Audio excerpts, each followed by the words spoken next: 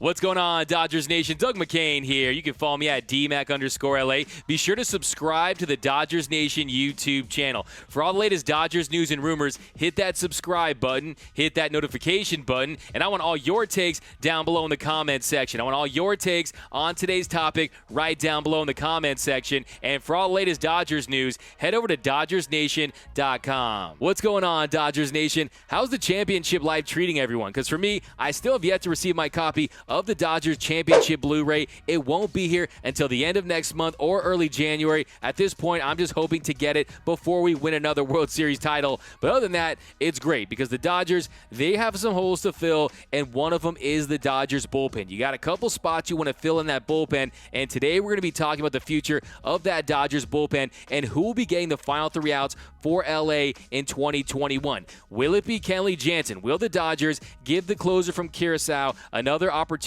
to be the full-time closer for the Dodgers, or will they give the reins to Brusdar Graterol? Will they give the Bazooka a shot? Or will they give the recently acquired Corey Knebel an opportunity to get the save? Or are the Dodgers going to look externally? Are there names out there that haven't been signed yet that the Dodgers will use in those final innings? Now, when it comes to the Dodgers this year, you saw what happened. It was closer by committee at the end, and then Julio Urias, he just went into God mode there in the postseason. 13 1/3 scoreless innings, had a 0 ERA. Opponents were hitting just 89 against him. Urias was throwing up Julio's all postseason long, but you can't expect him to be the closer for the Dodgers moving forward because, one, you know how much Andrew Friedman values starting pitching. Why get a dominant inning at the back end when you can get 4, 5, 6 solid innings as a starter? That's where the value is, especially if you're a pitcher. You want to get paid as a starter. And on top of that, he's still very young. Julio just turned 24 back in August, so you still want to see if he can turn into that reliable front end to middle rotation starter, because that is where you have the biggest impact. So at this point, I'm not even going to entertain the idea of giving that closer's role to Julio Urias. Yes, maybe some years down the line, if the starting role doesn't work out, it could be an option. And yes, if it's in the postseason and the Dodgers need him, they know that he can go in his bag and go on another dominating run. But as far as who will be the guy heading into next season,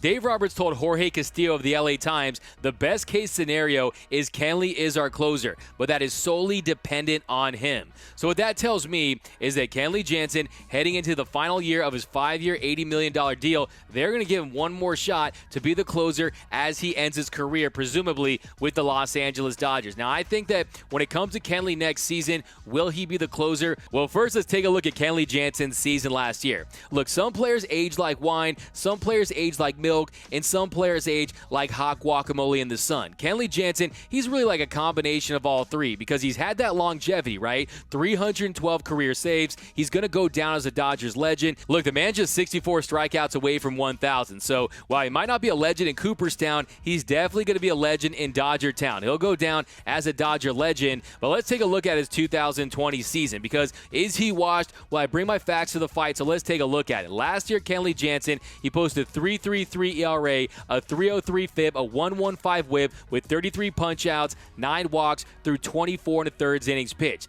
Last year, you saw that strikeout rate go up. His strikeouts per 9, that was at 12.2. He had a 32.4% strikeout rate last year. That was his best in 3 seasons. Last year, it was at 11.4, and the year before that, it was at 10.3. Opponents were slashing 211, 304, and 311 against Kenley this year, and he was great in the month of August. Won reliever of the year, had a 1.54 ERA, and there was times in this season where you saw him hitting 94, even 95 on the gun. The punch out to get Trout on the road. So there were times this year where he looked absolutely dominant. Unfortunately, he did implode against the Houston Astros in the regular season. So the Astros, they come to town, one of the most anticipated matchups of the season. The Dodgers, they head into that 9th inning, up 3 runs, and Kenley allows 6 consecutive hits. The Dodgers go on to lose that game. So that one really sticks out. And when it came to Kenley Jansen, what really jumps out is that walk rate, a 3.3 walks per 9, which was his highest since 2011. And I really do believe that was a byproduct of the velo dip on that cutter. Last year with the cutter,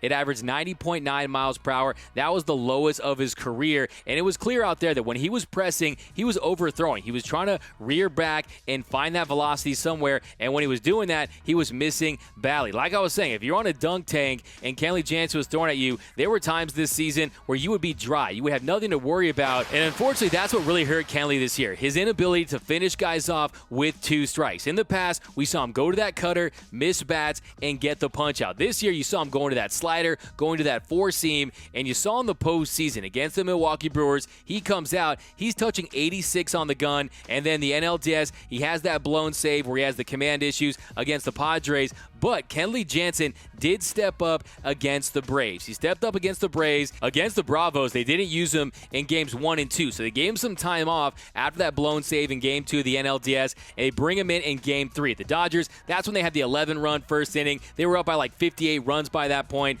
And Kenley Jansen, he comes in, and he starts to gain a little confidence back. And then you saw him in games 5 and 6, and he looked lights out. In game 5, he strikes out the side. In game 6, he retires all 3 batters he faced. So Kenley Jansen, he was dominant in games 5 and 6, and he deserves a lot of credit for helping the Dodgers make that epic comeback, erasing that 3-1 deficit, coming all the way back to win that NLCS. Give Kenley a lot of credit for his performance in game 5 and game 6. Then there's the World Series. So in the World Series, it was a perfect opportunity for Kenley to silence his haters for good, but then he gives up that home run early in the series, and then there was game 4. He gives up the base hit to Phillips. The Dodgers, they lose that one. So in the postseason, he ended up putting up a 5.14 ERA, 8 punch-outs to 2 walks, gave up just that 1 home run to a Rosarena there in game 3. He gets 2 saves and had 2 blown saves. Now, ideally, he'd still have the stuff to be the Dodgers closer because that would give the bullpen that much more depth. But unfortunately, Father of Time is undefeated, and I don't think Kenley Jansen has what it takes to be your everyday closer. Now, will there be times when Kenley Jansen's grooving and he gives up some vintage Kenley moments? Yes, I think you're going to see that next season. You have to optimize what you can still get from Kenley Jansen. Set him up for success.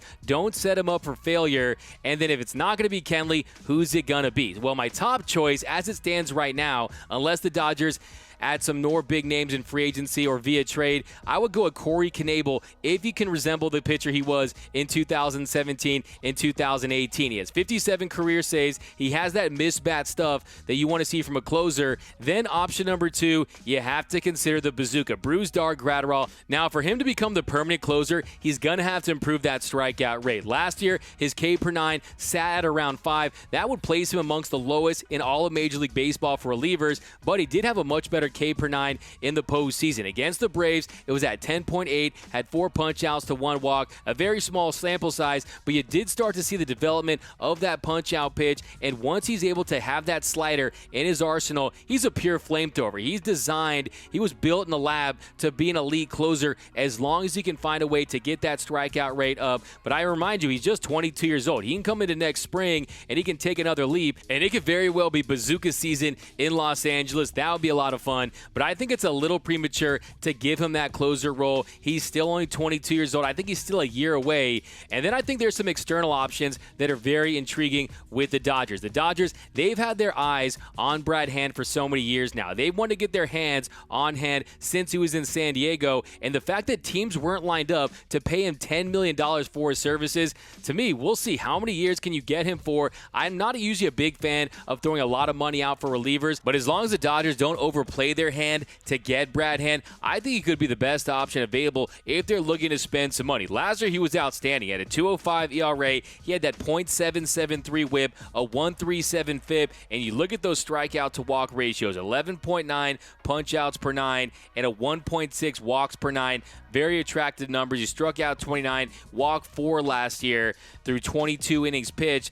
And Brad Hand, this year, you might be getting some value. This year, with the climate, with all the financial losses, the Dodgers could be getting a reliever this year that's going to be more expensive the following season. This year, maybe you can get Brad Hand for 2 years and $18 million. Maybe you can get Brad Hand for 3 years, $24 million, $25 million. We don't know what the market's going to look like, but the fact that he cleared waivers, the Indians had to give him that $1 million buyout. To me, I think there's going to be some bargains, even for the top shelf guys this offseason. If Brad Hand's available at a bargain price, I think the Dodgers should really strongly consider him, because I'm not ruling out bringing back Blake Treinen, but Brad Hand to me is an upgrade at the back end of that bullpen. So that's the one I'm keeping my eyes on, is Brad Hand. I think that the market will be a little too steep for Liam Hendriks. I don't think the Dodgers will be willing to fork out that much money up for Liam Hendriks, but I do think that Brad Hand, if they can get value out of that contract and get him at a bargain price, I think that's a name they would consider. Then you have Rosenthal out there. Then you have Kirby Yates out there. So there are some external options that the Dodgers could bring in,